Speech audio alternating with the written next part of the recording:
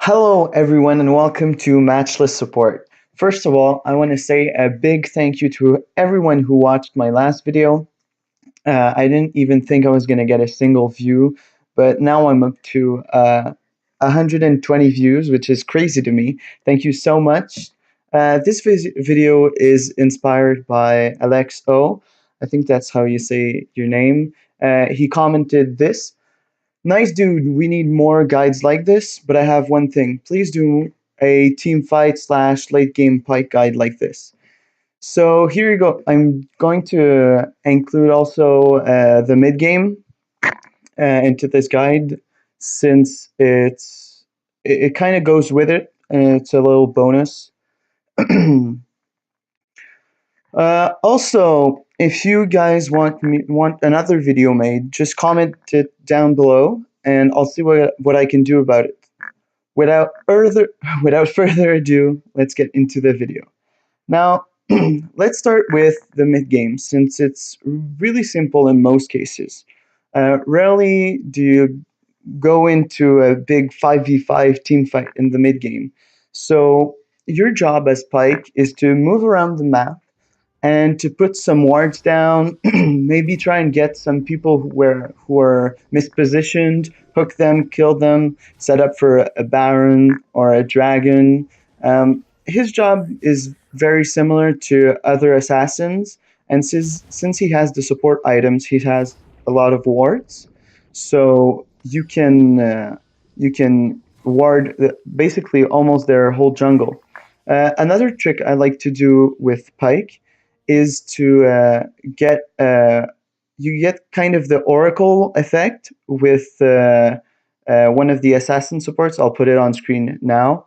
You can have normal wards with your support item, and you can have the blue trinket also. So you have kind of the three types of wards which can help you ward up the map really well.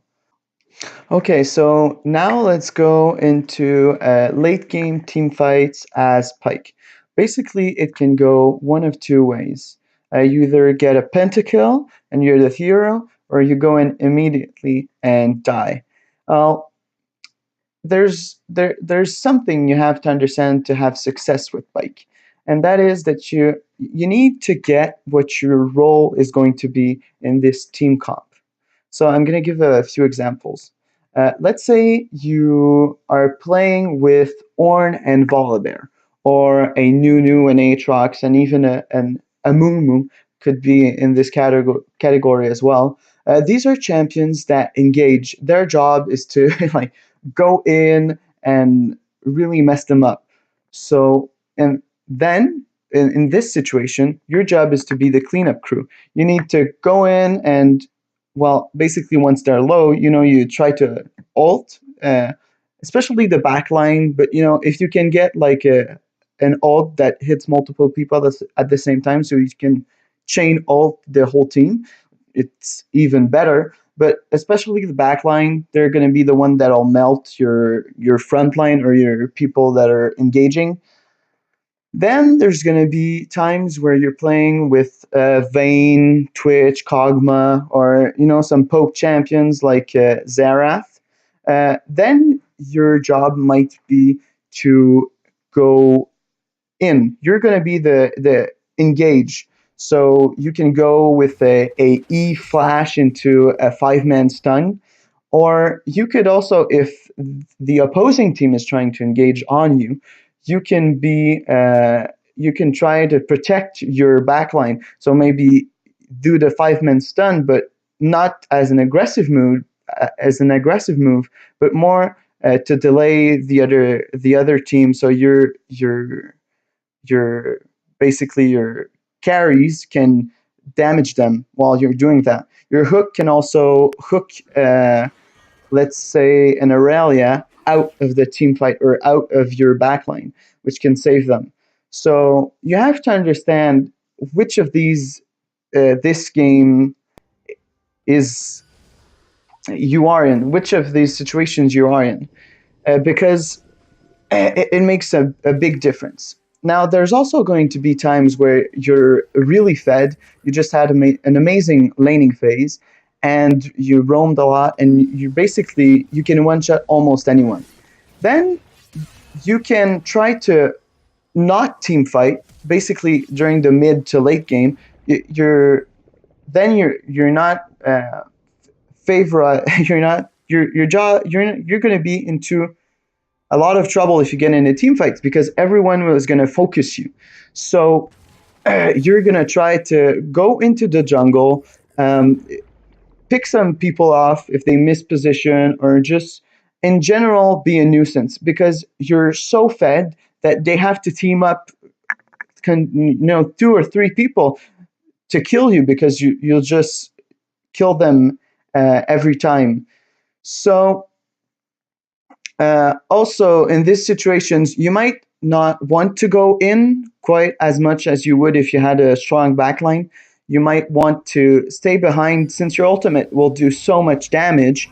Even if your team just gets, everyone around half or three-quarters health, you might just need to dash in and you can like 5-man ultimate pentakill.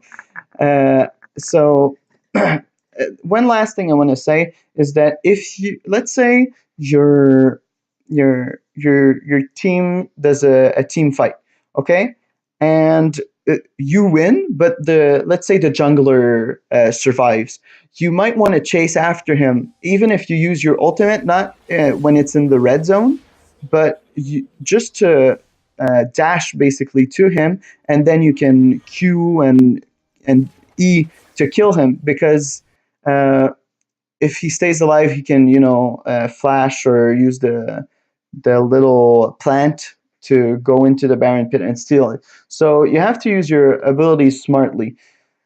Then there's also times where you're not fed. You're even quite considerably behind.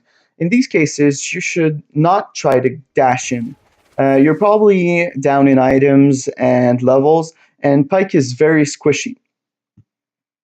Uh, the little bit of health he has from his levels, he needs. Now, it's not to say that you can't, but you should be careful because Pyke, when he's from behind, does very little damage, and even if you get a 5-man stun and you hook someone, and oftentimes it'll be hard to kill someone because, well, an assassin from behind is always hard to play. But in these situations, you should try to understand what's your win condition. Do I have a very fed Kaisa or Aatrox or someone? So you're going to try to set them up. You're going to try to make their life easier, playing like a support, but just to enable them to succeed. So let's say there's a big team fight and your Aatrox is in trouble, or he's going to you see him coming flanking from the left, and maybe you can, even if you know you're not going to kill them and maybe you're going to die, you can like E flash. So you get a big stun. So Aatrox, let's say, has a big Q into the whole enemy team, and this is going to be very bad for you might win the team fight off of that.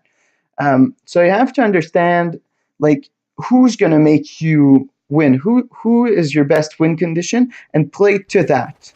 Um, Now, finally, uh, I want to give some general tips for team fighting as Pyke.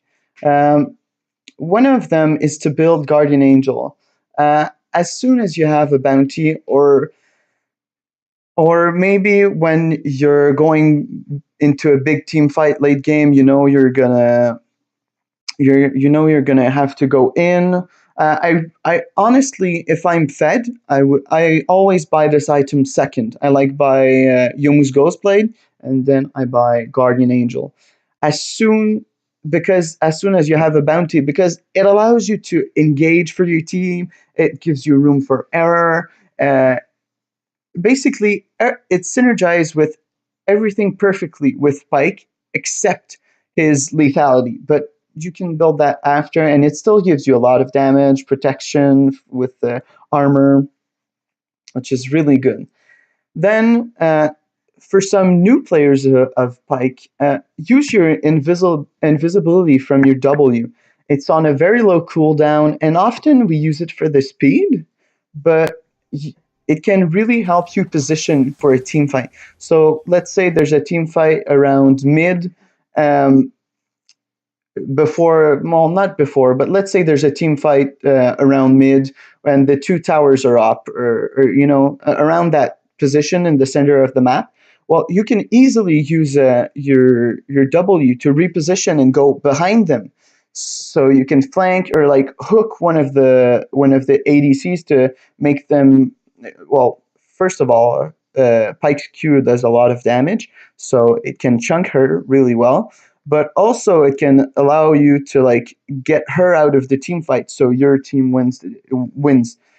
Some people forget that you have invisibility. Some people forget their speed. If you're just chasing some after someone, you can use it. Just tap on it, even if it's for a second. Sometimes it gets you close enough to get that final auto attack.